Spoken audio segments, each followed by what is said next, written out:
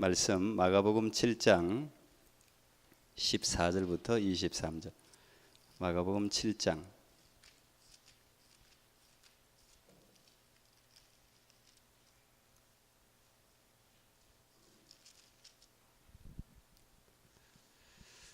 오늘 마가복음 다시 또 강의 17번째인데요. 사람 안에서 나오는 것, 이런 제목입니다.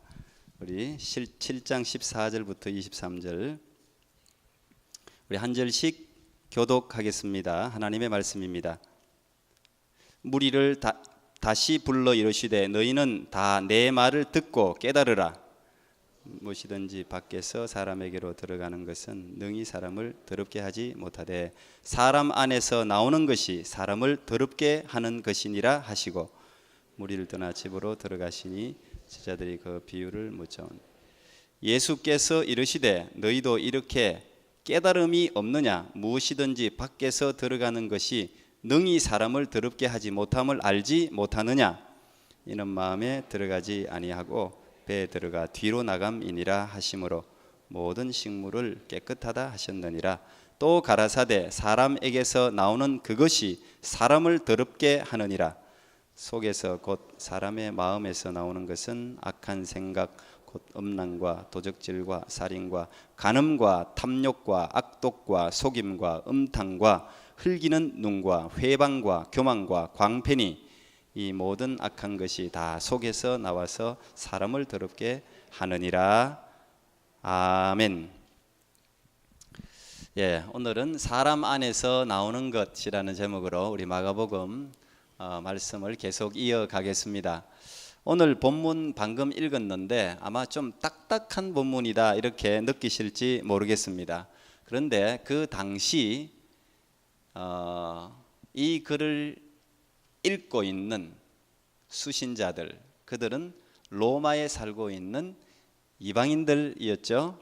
그들에게는 오늘 이 본문이 엄청난 자유와 해방을 준 자유의 대헌장 같은 아주 놀라운 내용입니다. 또 성경 말씀에 갈증을 느끼던 사람들에게는 이 말씀이 도대체 무엇을 의미하는가에 대한 말씀에 대한 어떤 갈증, 궁금증을 가지고 있는 사람들에게는 핵폭탄 같은 그런 충격을 주는 말씀이 오늘 여러분들이 방금 읽은 본문의 내용입니다. 목사님 왜 저런 말을 하실까? 지금부터 왜 그런가 하는 내용들을 이유를 함께 찾아갔으면 좋겠습니다. 우선 제가 오늘은 내용을 쭉 7장 1절부터 쭉 설명하니까 저를 따라오십시오. 말씀을 보면서 일단 내용을 요약해 보면 예수님의 주요 활동 무대는 예루살렘이 아닙니다. 예수님은 태어나서 8일째 예루살렘에 올라가서 하나님께 보였고 또 돌아가신 것도 예루살렘이었습니다. 인자는 예루살렘을 향해서 간다고 하고 예루살렘에서 돌아가셨지만 공생의 3년 대부분은 예루살렘에서 보내지 아니하고 시골 사람들, 당시 어부들이 살고 있는 갈릴리 호수를 중심으로 거의 활동을 하셨죠. 여기가 예루살렘이고요. 위에 내려주세요. 쭉 갈릴리가 저 위에 있습니다. 저쪽. 이 지금 갈릴리 호수죠. 이 갈릴리 호수, 이 가버나움이 여기 있고 지금 아마 이 가버나움에서 일어나고 있는 일이라고 볼 수 있는데 기적도 이 가버나움, 고라신, 벳세다 이런 곳에서 가나 혼인 잔치 여기서 거의 예수님의 기적을 다 베푸셨고 활동을 거의 하셨습니다. 근데 오늘 본문을 보니까 이 예루살렘에서 바리새인과 서기관 몇 명이 지금 갈릴리로 예수님을 만나러 오는, 정확하게는 조사하러 오는 장면입니다. 예수님이 갈릴리에서 활동을 하는데 3년 만에 이렇게 인기를 얻을 수가 없어요. 우리 지난번에 오병이어의 기적을 통해서 장정만 5,000명 먹이고 남는 기적에 대해서 우리가 말씀을 나누었는데 그 말은 예수님이 한번 뜨면 적어도 몇천 명, 10,000명 가까이가 그 당시 인구 분포를 생각하면 엄청난 사람이 지금도 2,000명 집회, 3,000명 집회 어렵습니다. 그만큼 예수님의 인기가 올라가고 인기의 중심에는 기적이 있었죠. 미러클 메이커. 늘 가는 곳마다 병자를 고치고 귀신을 내어 쫓고 하는 이런 일들 때문에 갈릴리에서는 이미 예수님은 스타예요. 근데 예수님이 하나님의 이름으로 자신을 또 메시아라고 이야기하기 때문에 문제가 됐습니다. 갈릴리에도 분명히 바리새인 서기관 출신들 종교학자들이 있었는데 도대체 저 사람이 하고 있는 내용을 분별하기도 어렵고 자기들이 알고 있는 율법과 부딪히는 부분이 너무 많아요. 그런데 수많은 군중들 유대인들이 예수님을 쫓아다니고 인기가 너무 많다 보니까 그를 향해서 대적할 수도 없고 따질 수도 없고 어려움을 겪고 있었어요. 그래서 갈릴리에 있는 종교학자들이 어쩌면 예루살렘에 빨리 정가를 보내서 거기에 학자들, 대외적으로 인정받는 사람들, 바리새인 서기관들은 유대인들 중에서는 최고 있지 않습니까? 그 사람들 몇 명을 보내서 이 사람을 좀 조사해달라. 아마 이렇게 정갈이 갔을 수도 있고 아니면 예루살렘까지 예수라는 인물의 이름이 비록 요즘같이 미디어가 발달되진 않았어도 입에서 입소문을 타고 예루살렘까지 퍼졌을 거예요. 예수라는 인물에 대해서 궁금하기 짝이 없어요. 그래서 직접 진상조사단을 꾸며서 지금 바리새인 서기관 몇 명이 갈릴리까지 출동한 겁니다. 우리 교단도 마찬가지인데 대부분 이제 정통 교단들이 다 마찬가지인데요. 어떤 한 사람이 갑자기 혜성같이 출연해서 사람들을 불러 모으고 사람들이 그 사람이 모이는 집회에 모이기 시작하고 병이 낫기 시작하고 뭐 권능이 나타나고 이러면 기성교회 사람들이 그쪽으로 몰리고 사람들을 또 빼앗기기도 하고 이러기 때문에 이제 문의가 들어갑니다. 노회 이 사람이 도대체 어떤 사람인지, 이 사람이 정통 교단이 맞는지, 정통 신학이 맞는지, 교리가 올바른지 분별해 주십시오. 이런 게 올라와요. 노회 정식으로 그런 안이 올라오면 노회에서 그것을 다시 총회로 올립니다. 총회에서 이제 총회 2단 조사 진상위원회 같은 걸 구성해서 그 사람을 조사합니다. 가령 예를 들면 이제 송기철 장로님이나 이런 분들이에요. 이게 도대체 진짜 맞냐? 이분이 전하는 복음이 진짜냐? 뭐 이런 것들이 이제 조사하는 거예요. 오늘날로 따지면 그렇다는 거예요. 그래서 뭐 그 사람이 말한 설교, 쓴 책, 그 사람 집회에 따라다니는 사람들과의 인터뷰, 뭐 여러 다방면으로 조사를 해서 총회에서 딱 정하면 이단이다. 그러면 이제 이단이 되는 거고, 아니다. 좀 더 그냥 주의해서 볼 필요는 있다. 뭐 이런 식으로 이제 많이 결론이 나는데 어쨌든 지금 오늘 본문이 그런 내용이에요. 그 사람들이 그래서 현장 조사를 나온 거예요. 근데 현장 조사를 나왔는데 사람은 어떤 사실의 진위 여부를 완전한 객관성을 가지고 보기가 참 어려운 게 사람이에요. 사람은 자기가 가지고 있는 지식과 경험을 토대로 어떤 사물을 관찰하게 되어 있어요. 최대한 객관성을 가지고 자기의 주관적인 것을 배제하고자 하더라도 어떤 자기의 선입관을 가지고 볼 수밖에 없는 게 사람이에요. 오늘 바리새인과 서기관들도 행동 나타난 걸 보면 분명히 예수에 대한 선입관을 지금 가지고 있어요. 저 사람이 진짜 메시아면 우리도 추종하고 사람들에게 소개해야 되겠다는 생각은 하나도 없어요. 눈꽃만큼도 없어요. 단지 저 사람이 메시아가 아니고 저 사람이 전하는 복음, 기적은 가짜라는데 포커스를 가지고 그걸 증명하고자 하는 목적을 가지고 왔다는 게 오늘 본문을 읽어보면 우리가 알 수가 있어요. 그래서 이 사람들은 며칠을 따라다닌 것 같아요. 예수님이 가는 곳마다 행하는 행동들 적기도 하고 요즘 같으면 사진 찍기도 하고 동영상 촬영하기도 했겠죠. 다 조사했어요. 그런데 예수님이 전하는 아주 중요한 교리나 아니면 진짜 중풍병자라든지 정말 고칠 수 없는 병자들이 낫는 건 다 스킵하는 거예요. 그런 건 못 본 채 하는 거예요. 그런 건 다른 사람한테 말할 필요가 없으니까. 근데 딱 하나 그들이 딱 지적할 걸 찾았는데 그게 오늘 제자들이 부정한 손, 곧 씻지 않은 손으로 떡 먹는 거. 저게 무슨 큰 문제야? 그렇지 않습니다. 유대인들에게는 굉장히 큰 문제입니다. 이게 의식, 율법과 관계되어 있기 때문에 그렇습니다. 그래서 이 바리새인 서기관들은 잡았다. 오늘 마가는 이 본문 7장 여러분 2절 3절 쭉 보면 이 마가복음의 수신자가 로마에 살고 있는 이방인들이기 때문에 그들에게 설명을 붙이는 걸 여러분이 볼 수 있어요.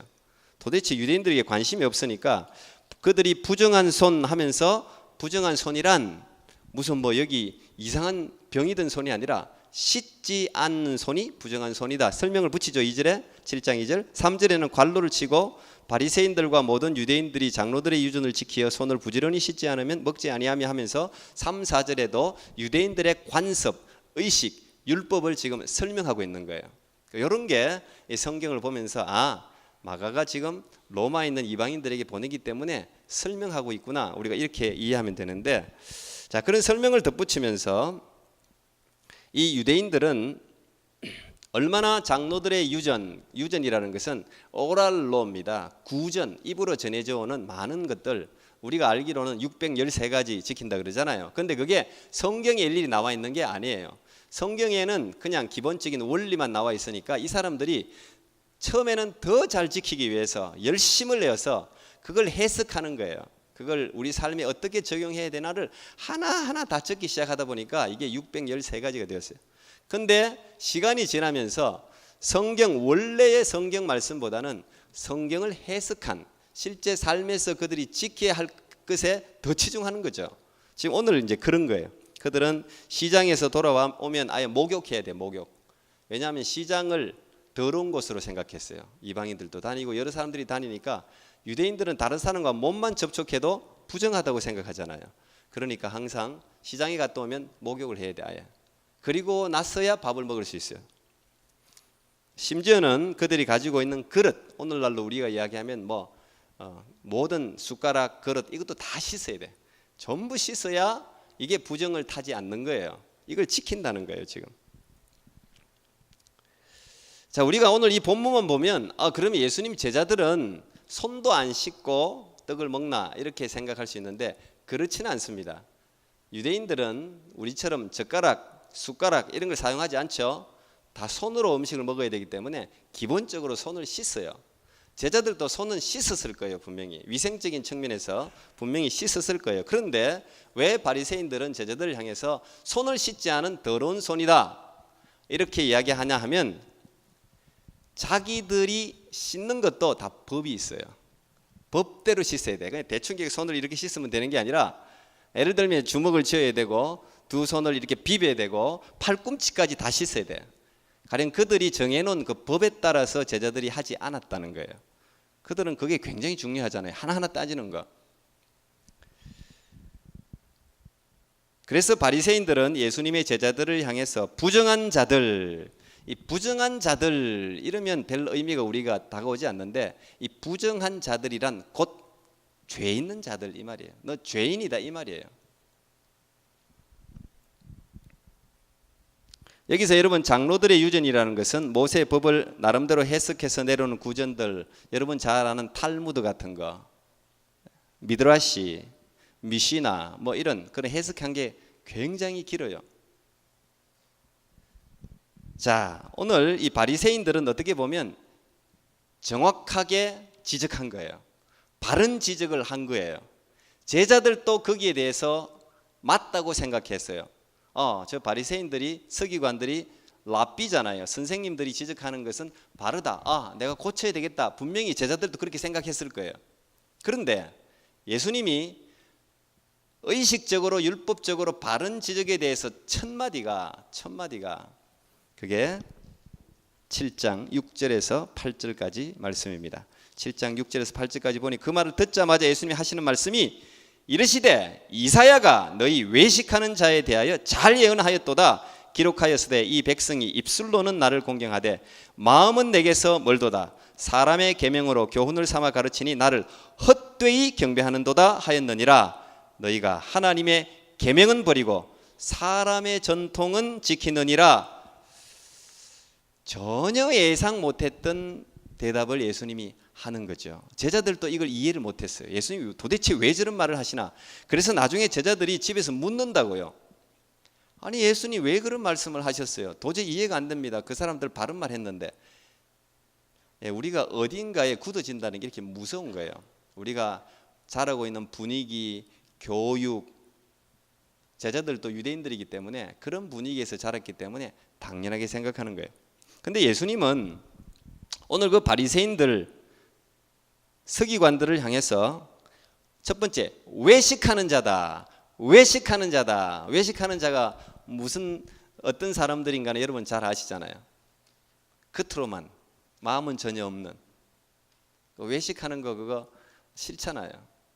한국에 또 이 외식 문화가 겉 포장만 번들하게 하는 거, 이게 참 고쳐야 될 문화 중에 하나인데, 말로만 하나님 하나님 하지 너 마음은 아예 멀리 있잖아 너희들. 제자들은 당연하게 생각했을 텐데 바리새인 서기관들은 저는 뜨끔했을 거라고 생각해요. 자기를 자기가 알잖아. 너 말로만 하나님 하잖아. 너 몸만 예배에 나와 있잖아. 너 마음은 지금 딴 데가 있잖아. 이런 말이에요. 정확하게 지적하고 있는 거예요. 거기에서 더해서 그들이 그렇게도 바리새인 서기관들은 율법을 철저하게 지키는 사람들 아닙니까? 그렇게 지키기도 어려워요. 그렇게 열심히 신앙생활을 하고 있는데 예수님이 그들을 향해서 하는 말이 너 하나님의 계명을 버린 자들이다. 아이고 참 충격적인 말이에요. 지금 계명 그러면 바리새인들이 1등입니다. 1등. 그래서 존경받는 사람들입니다. 철저하게 지키는 사람들입니다. 그런데 예수님이 하나님의 계명을 버린 사람들. 야, 진짜 깜짝 놀랄 일이야. 저도 이런 본문 읽으면 가슴이 뜨끔뜨끔해요.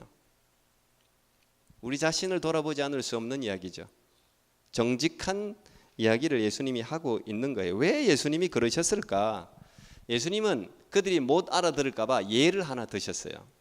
7장 9절부터 쭉 보면 고르반이라는 예가 있어요. 고르반이라는 말은 하나님께 드렸다는 뜻을 가지고 있는데, 너희들 율법을 잘 지킨다. 그러면 율법을 성경 말씀 다 지켜야 되잖아요. 성경 말씀 중에 하나가 내 부모를 공경하라.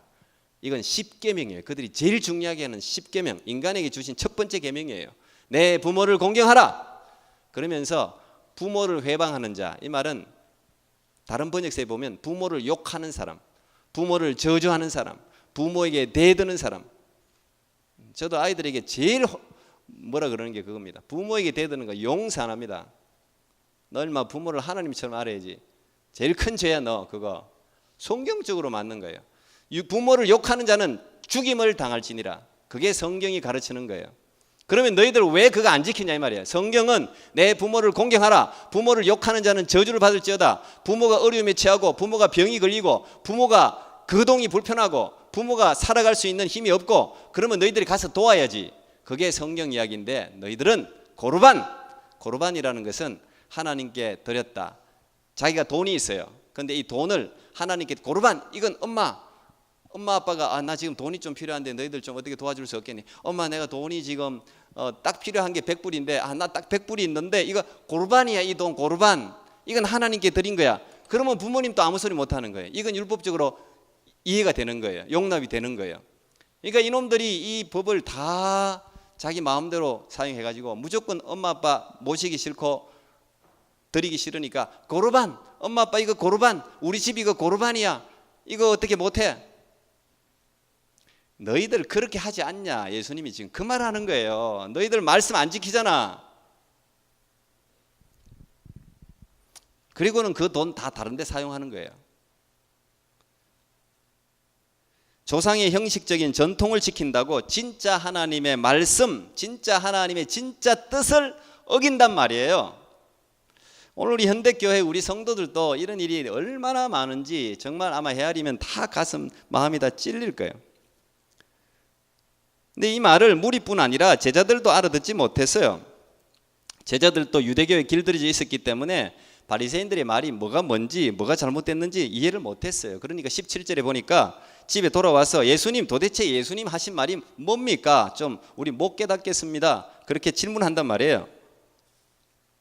그러니까 이 사회적인 분위기, 종교적인 분위기, 교육이 참 이렇게 무섭습니다. 뭐가 죄인지도 몰라 이 분위기 때문에. 그래서 여러분 항상 변하지 않는 하나님의 말씀을 끊임없이 묵상하고 연구해야 되는 거예요.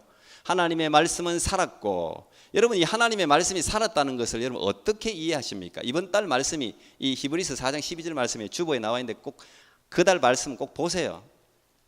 하나님의 말씀은 살았고, 이 살았다는 말은요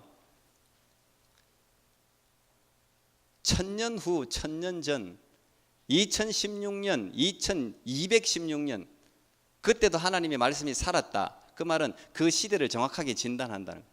이 말씀은 그 시대에 딱 맞게 우리를 훈계하고 우리를 인도하고 진리를 가르쳐 준단 말이에요. 그래서 항상 시대와 상관없이 하나님 말씀을 항상 원래 뜻이 뭔가, 지금 내게 주시는 하나님 이 말씀의 본 의미가 뭔가를 항상 묵상해야 돼요. 제대로 묵상을 안 하고 말씀을 모르면 항상 흔들리는 거예요. 뭐가 잘못됐는지도 몰라요. 그리고 끌려가는 거예요. 이런 배경 속에서 하신 말씀이 먹는 음식은 사람을 더럽히지 못한다. 밖에서 들어가는 것이 사람을 더럽히는 게 아니라 사람 안에서 나오는 것이 사람을 더럽힌다. 이런 배경 속에서 하신 말씀이에요. 너희들 부정한 손을 안 씻고 너희들 의식대로 안 하고 음식을 먹었다고 해서 죄인이라 그러고 부정하다 그러는데, 야 이놈들아, 음식이 너를 더럽게 하는 게 아니단 말이에요. 음식은 먹으면 어디로 들어가요? 정말 재밌는 표현인데, 예수님이 속에 들어와서 뒤로 나온다는 거야. 변이 되어서 똥이 되어서 나온다는 거예요. 음식은 다. 음식은 우리의 영혼에 아무런 영향을 줄 수가 없다는 거예요.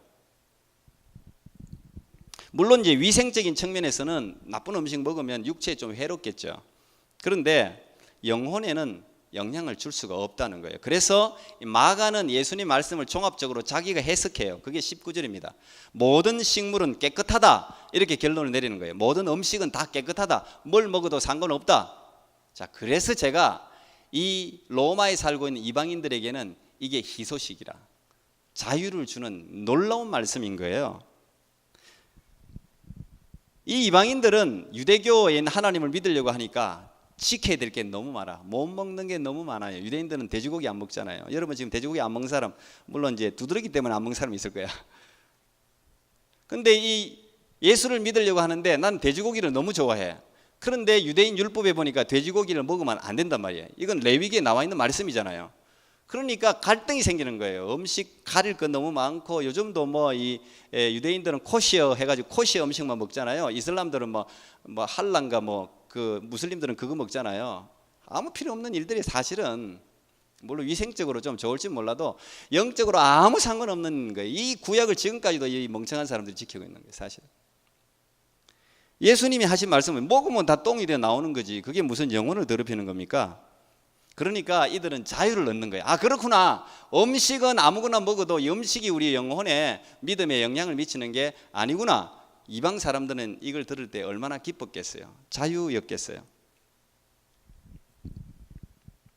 마가는 의도적으로 이걸 이렇게 기록한 거예요. 그런 면에서 여러분들도 지금 막 의아해하는 분들이 있을 거야, 아마 분명히. 순댓국에 순대는 다 피를 만들었는데 이걸 먹어도 되나? 지금도 묻는 사람들이 있어요. 저는 사실 뭐 먹으라 말라 소리를 잘 안 합니다. 알아서 하세요. 그냥 양심에 끓이면 먹지 말고, 양심이 안 끓이면 먹고. 저도 믿음 없는 사람하고 있으면 슬쩍 빼는 척하고, 나 혼자 있으면 먹고 그래요. 그건 무슨 음식이 우리 영혼에. 그러나 이제 덕을 세우기 위해서, 믿음이 적은 사람들이 그거 먹으면 안 되잖아요, 목사님. 그러면 안 되지. 그 사람의 영혼을 위해서. 그런 거지. 음식 자체가 우리에게 무슨. 그래서 이게 왜 파격적이냐? 구약의 율법을 예수님이 지금 확 파기시키는 거잖아요. 실제로 그 당시 구약이 율법이 지금 적용되고 있는 시대에 레위기 말씀과도 배치되는 거잖아요. 레위기는 분명히 부정한 동물, 부정한 식물, 정한 동물, 부정한 음식, 정한 음식 구별해서 말씀했잖아요. 그런데 예수님이 그걸 갖다가 무너뜨린다는 것은 이거 충격적인, 굉장히 파격적인 말씀이죠. 왜 이렇게 할 수 있습니까? 예수님이 말씀이기 때문에 그래요. 예수님이 말씀이잖아요. 말씀을 주신 분이 예수님이잖아요. 그 말을 여러분들이 그러면 율법은 시대에 따라서 막 변해도 되는 거구나, 잘 이해하세요. 이 강대상에서 말하기가 상당히 조심스러운데 잘 이해하세요. 그런 말이 아니에요. 예수님은 율법을 파괴하러 온 분이 아니에요. 오히려 율법을 완전하게 완성시키려고 왔다고 말씀하셨어요. 파괴하는 분이 아니에요. 예수님도 율법을 지켰잖아요. 예수님도 8일째 할례 받고, 예수님도 유월절 지키고, 예수님도 성경에 기록되어진 율법을 말씀 그대로 외우고 다 지키셨잖아요.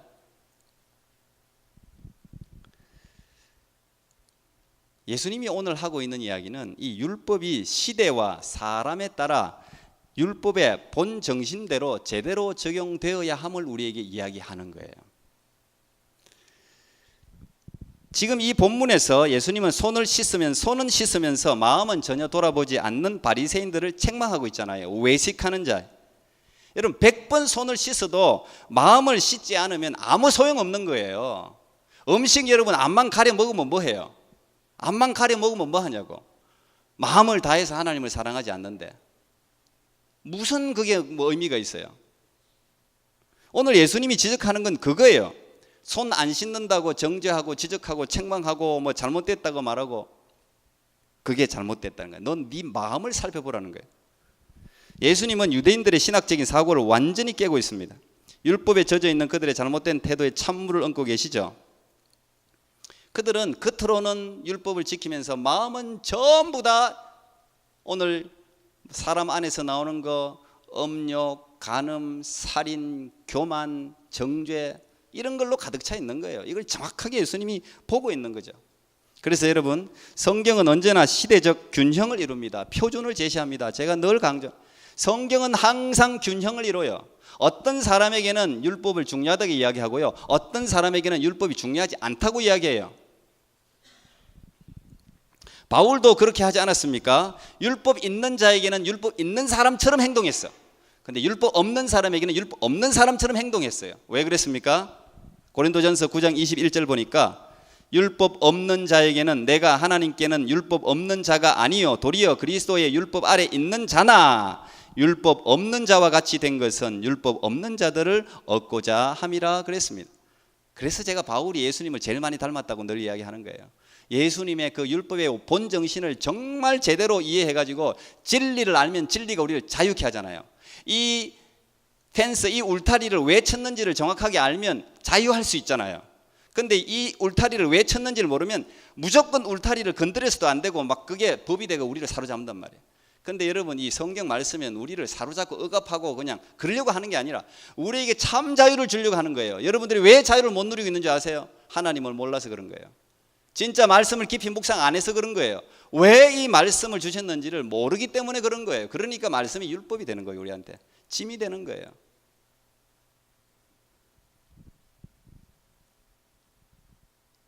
우리가 정말 힘써야 되는 것은 무엇입니까? 이거는 뭐 일반적인 사람들도 하는 이야기예요. 그것보다는 속, 마음을 닦는 데 힘쓰란 말이에요. 인간의 전통보다 하나님의 말씀을 지키는 게 더 중요해요. 음식은요 배로 들어가서 뒤로 나와요. 그런데 하나님의 말씀은 마음으로 먹는 거예요.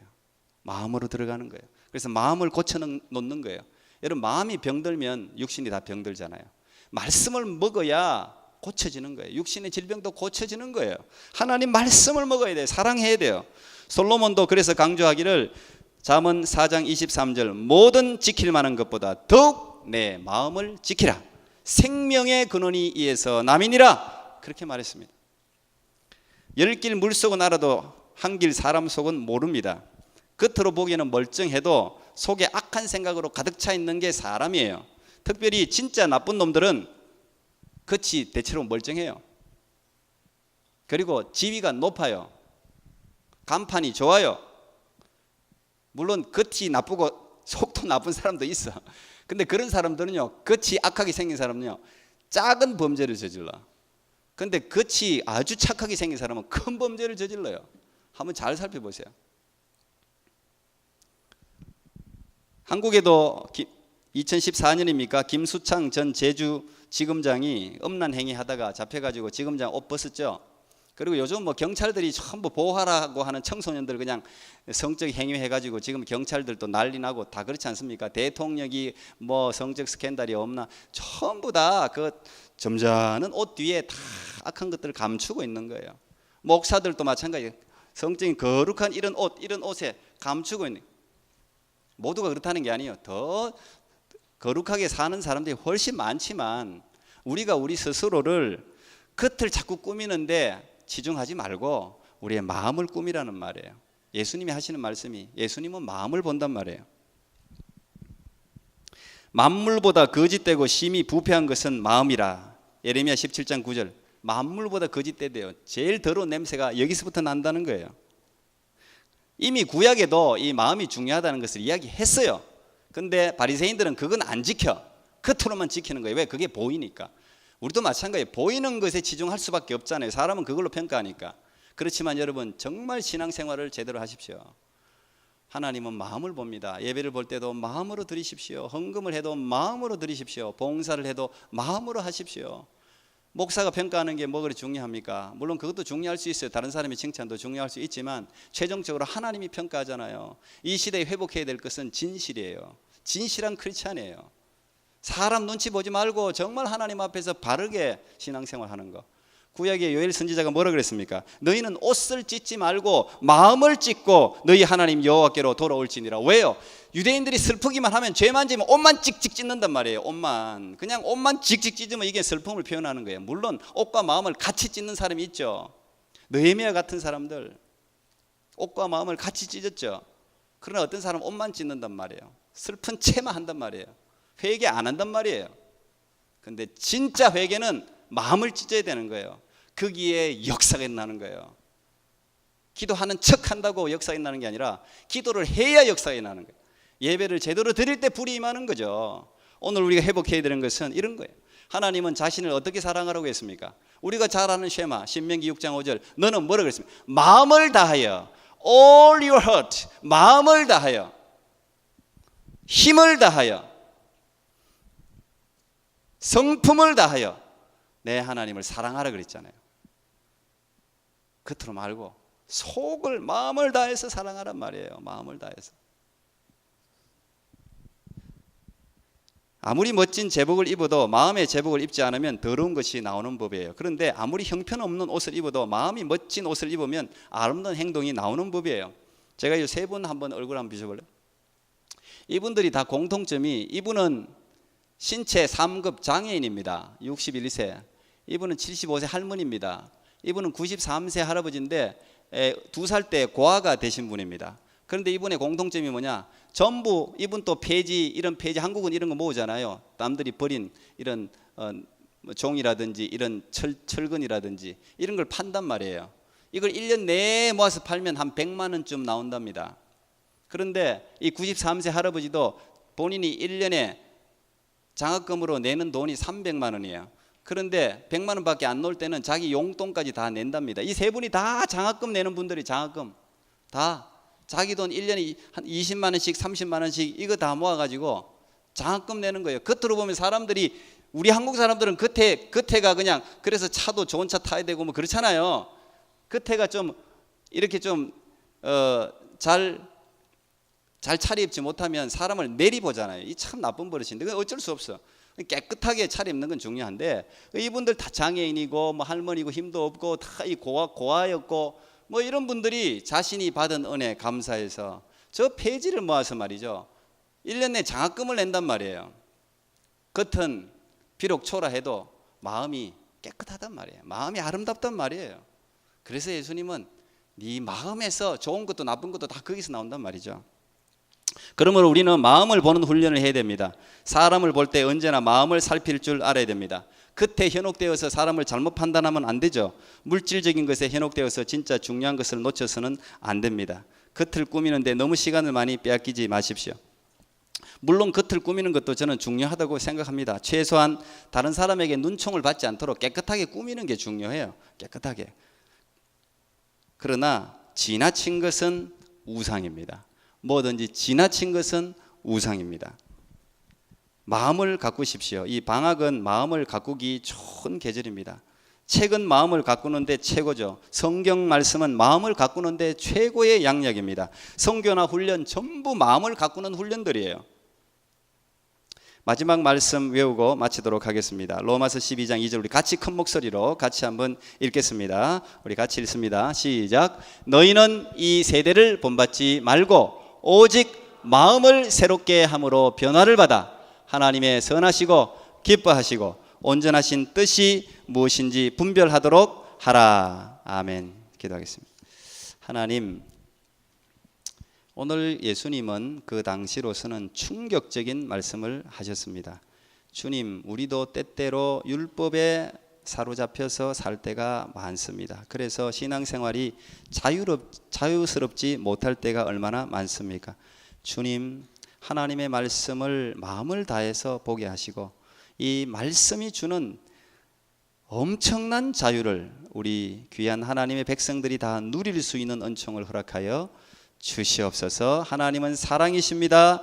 감사합니다. 예수님 이름으로 기도하옵나이다. 아멘. 오늘은